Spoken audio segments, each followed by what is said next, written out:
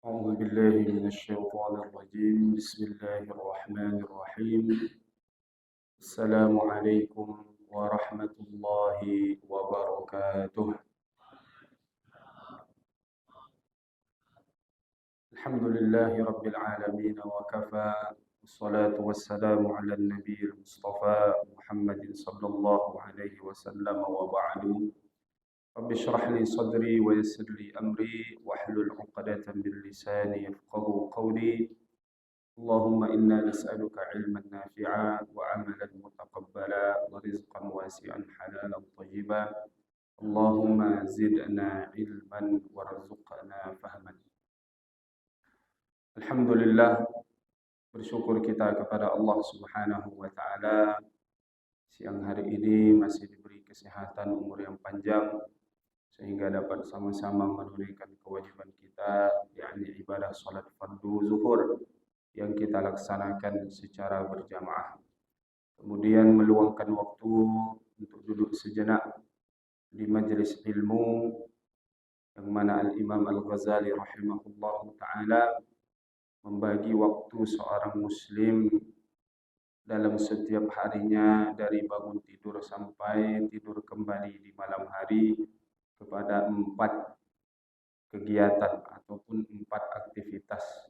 Yang pertama, jangan sampai hari itu kita lewati tanpa ada waktu yang kita gunakan untuk belajar atau menuntut ilmu, dan ini yang utama menurut beliau. Yang kedua, ada waktu yang kita pakai untuk beribadah tentunya. Kemudian ada waktu yang kita habiskan juga untuk membantu menolong saudara kita yang lain.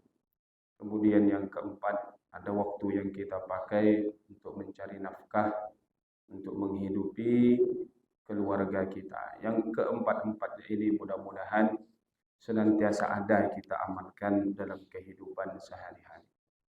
Bersalawat kepada Nabi kita Nabi Muhammad sallallahu alaihi wasallam. Allahumma salli ala sayyidina Muhammad wa ala ali sayyidina Muhammad. Assalamu alayka ya Rasulullah.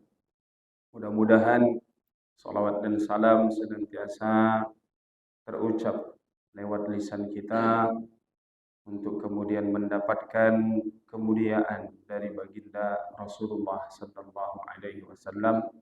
Lebih daripada itu, untuk menumbuhkan mahabbah, rasa cinta kepada beliau, karena ketika kita bersolawat kepada Rasulullah, maka yang teringat adalah beliau yang taat kepada Allah, akhlak budi pekerti beliau, wajah beliau yang indah seperti bulan purnama, dan sifat-sifat beliau yang lainnya, sehingga muncul syauq dalam diri kita, ada kerinduan.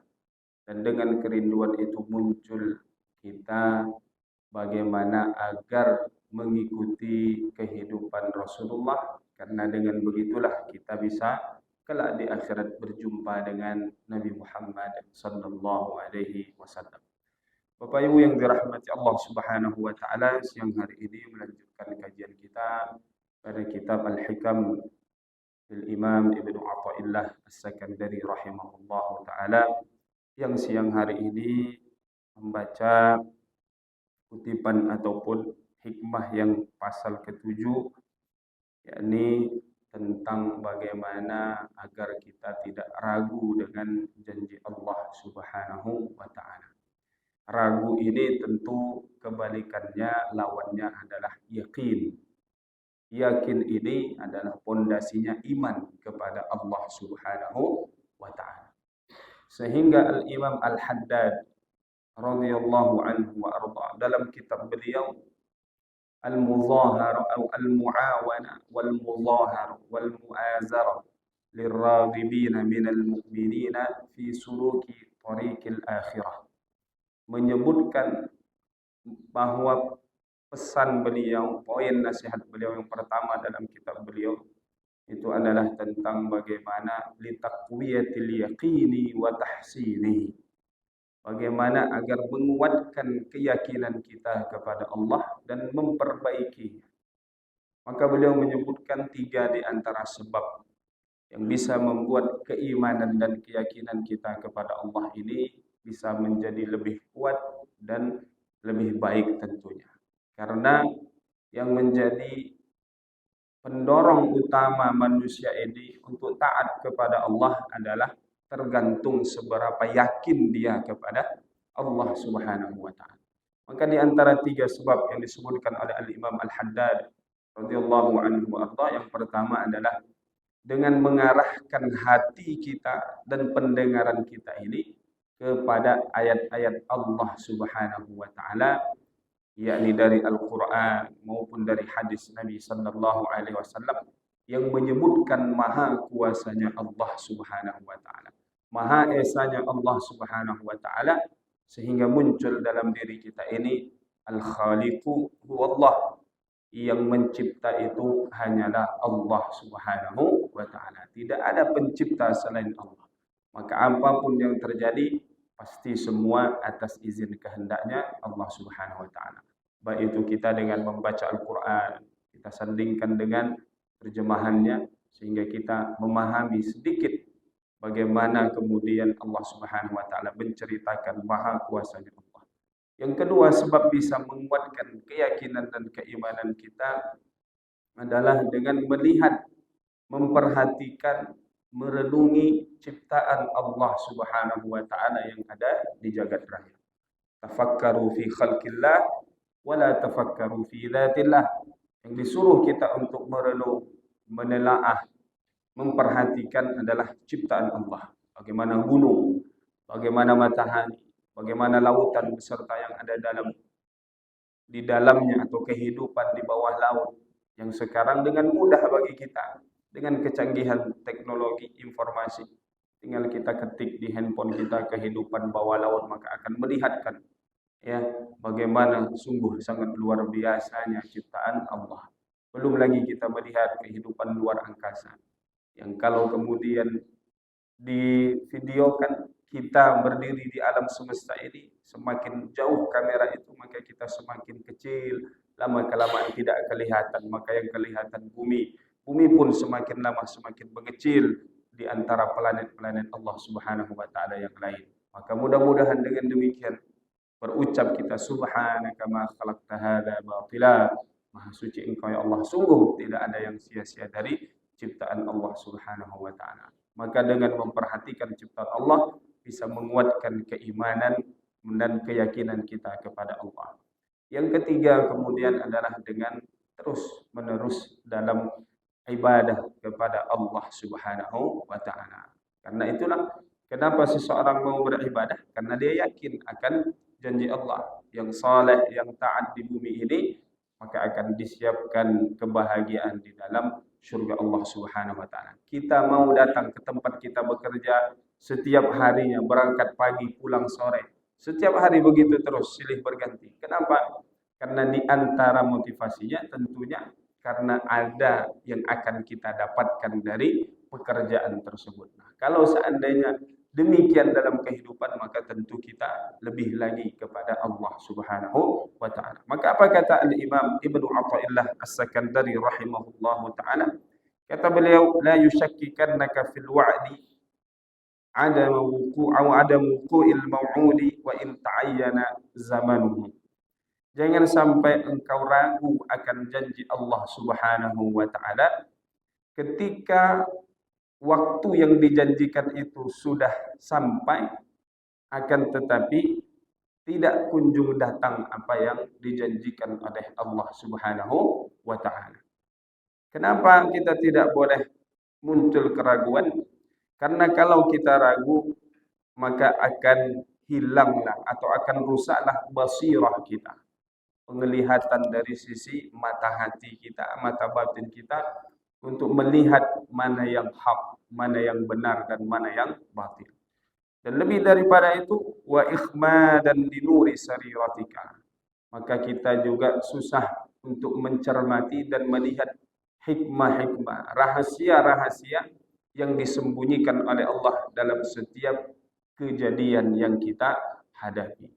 Maka Bapak Ibu yang dirahmati Allah Subhanahu wa taala, dalam kisah yang disebutkan dalam Al-Qur'an, kehidupan para nabi, para rasul yang mereka tidak pernah berputus asa, tidak pernah kemudian muncul keraguan dalam diri mereka, akan janji Allah Subhanahu wa ta'ala. Kita lihat Nabi Ibrahim alaihi salam dalam istilahnya kita, ketika kita ingin mempunyai keturunan, maka jalannya adalah dengan menikah. Tapi ketika sudah menikah, kita sudah mengupayakan segalanya, tidak kunjung Allah berikan keturunan. Dan kita pun sudah berdoa siang dan malam. Maka ketika hal itu tidak muncul, maka jangan sampai kemudian muncul keraguan dalam diri kita. Karena kalau muncul keraguan, maka kita sulit bagi kita untuk melihat ternyata ada hikmah yang disembunyikan oleh Allah Subhanahu wa ta'ala. Dan kalau seandainya muncul keraguan, maka akan berkuranglah upaya dan usaha yang kita lakukan. Bahkan termasuk mungkin kita akan berhenti berdoa kepada Allah Subhanahu wa ta'ala. Nah, kalau sudah berhenti berdoa, ya maknanya berkuranglah tingkat keyakinan dan kepercayaan kita kepada Allah Subhanahu wa ta'ala. Maka Nabi Ibrahim alaihi salam, Nabi Zakaria juga menjadi contoh bagi kita.